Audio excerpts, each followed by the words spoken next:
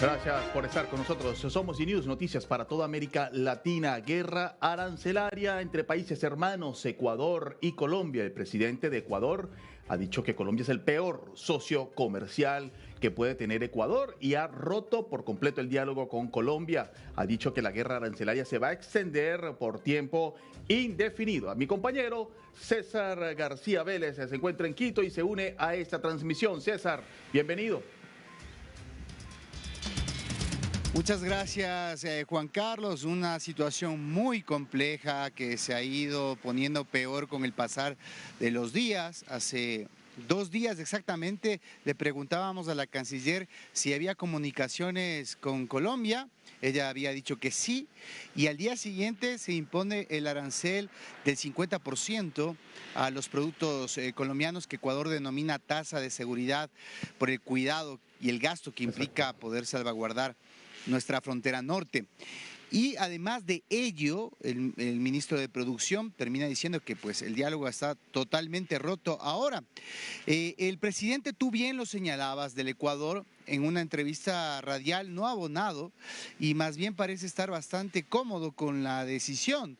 Señala que se buscan otras oportunidades, que la seguridad, de hecho, desde que comenzó a implementarse la tasa de seguridad ha mejorado en las provincias fronterizas, además que se busca diversificar nuestros nichos de comerciales, catalogando a Colombia como el peor socio comercial, siendo el 5º país con el cual nosotros comerciamos nuestros productos no petroleros fundamentalmente. Son casi 65 millones de dólares mensuales los que comercia Ecuador con Colombia. Escuchemos lo que decía Noboa al respecto.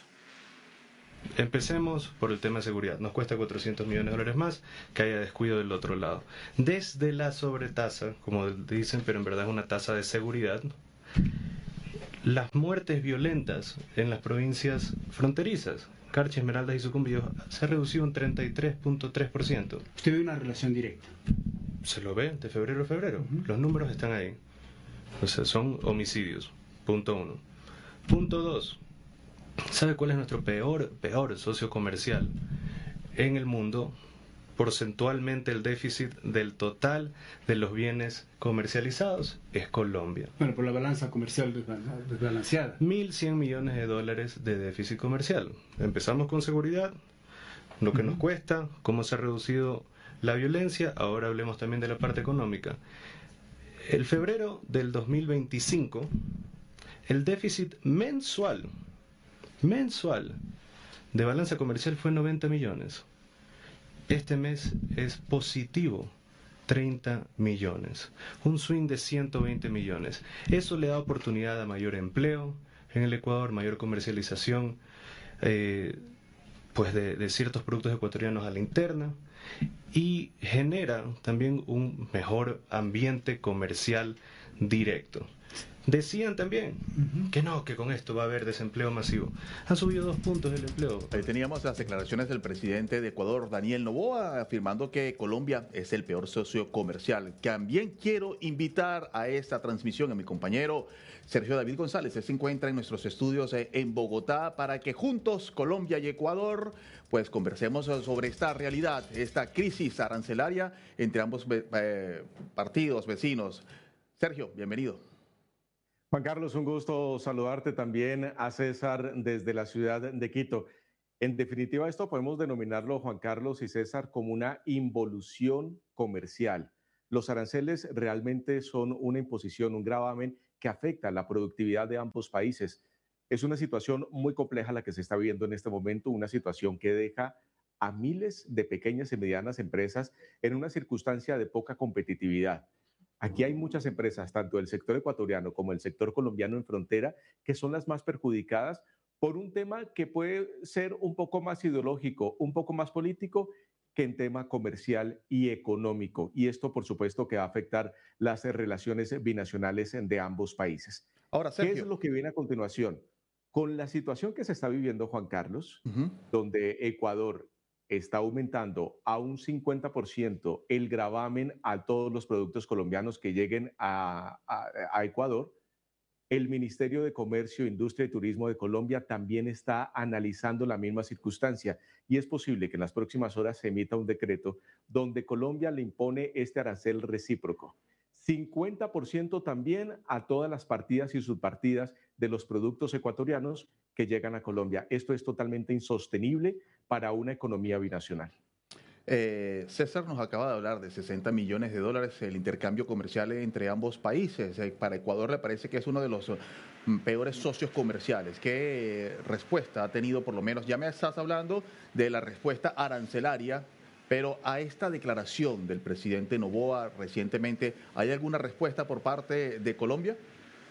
Pues no, Juan Carlos. El común denominador del gobierno colombiano, del presidente Gustavo Petro, ha sido el silencio frente a los inconvenientes arancelarios con Ecuador. Ha sido casi como en segundo plano. Todo se ha manejado en un canal diplomático desde la Cancillería, desde el Ministerio de Comercio y desde el Ministerio de Defensa, buscando las relaciones y buscando las reuniones que se obtuvieron hace pocos días justamente en la ciudad de Quito.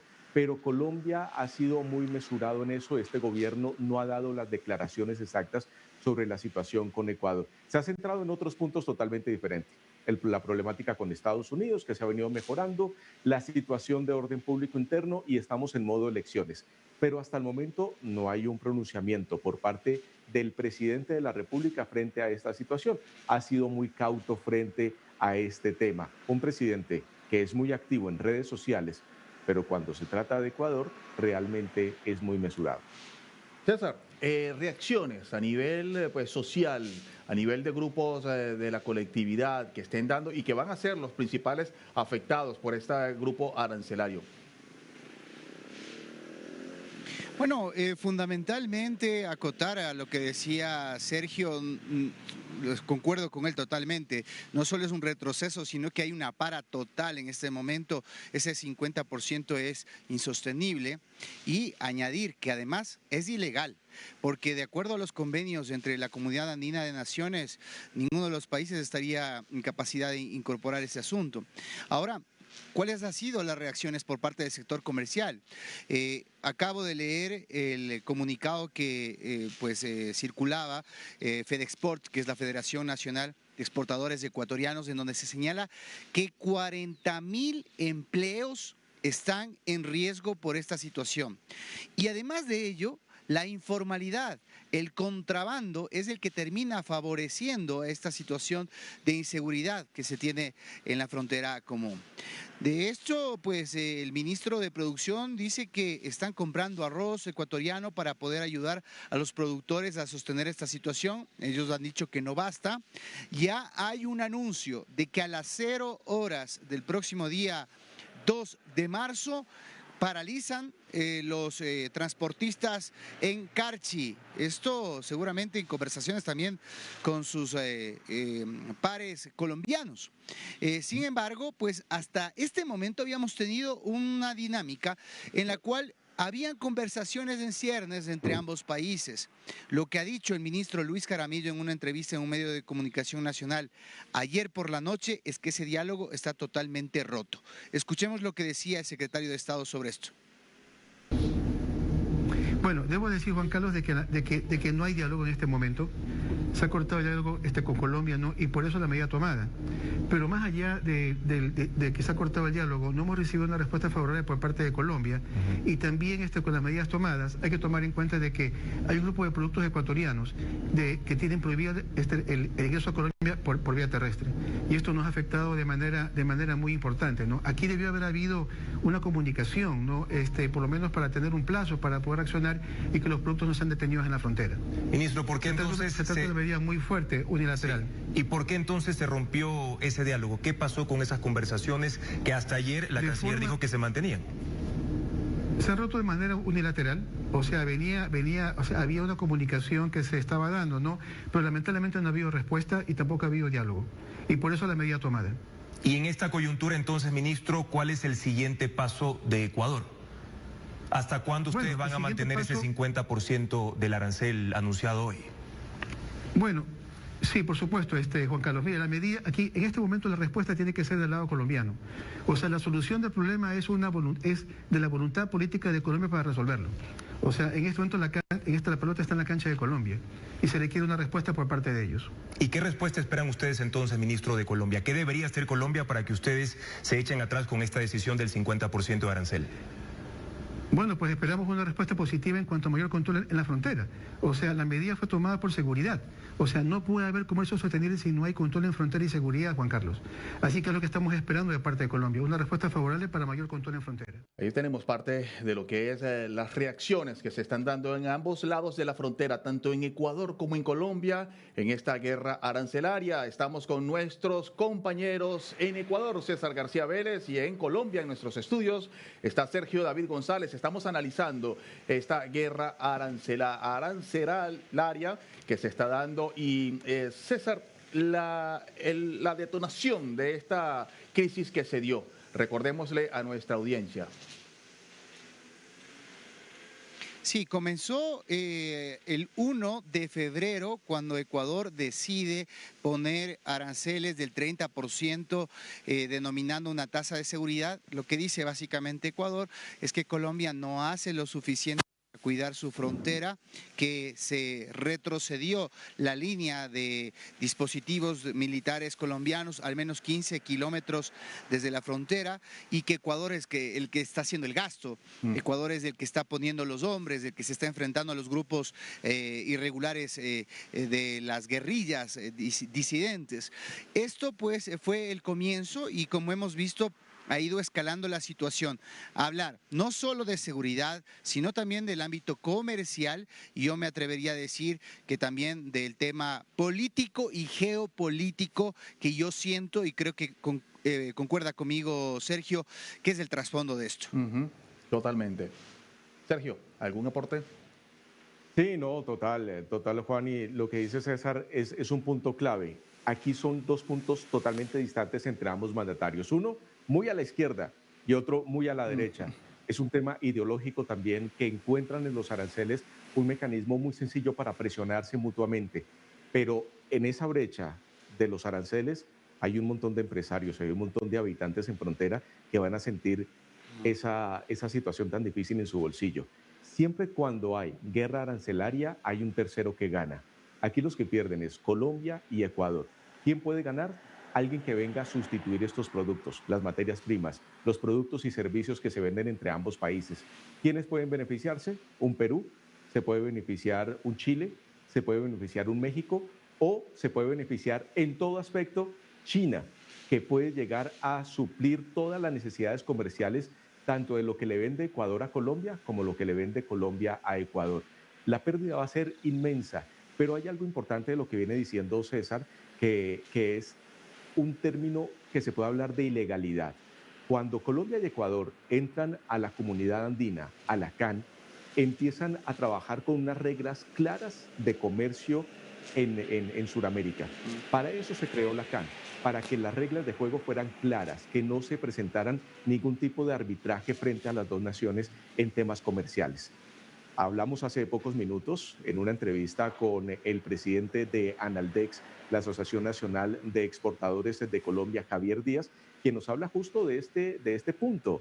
Cuando Colombia está estudiando incrementar del 30 al 50% también estos aranceles de manera recíproca, y dice él que esto es ilegal. Esto fue lo que nos dijo.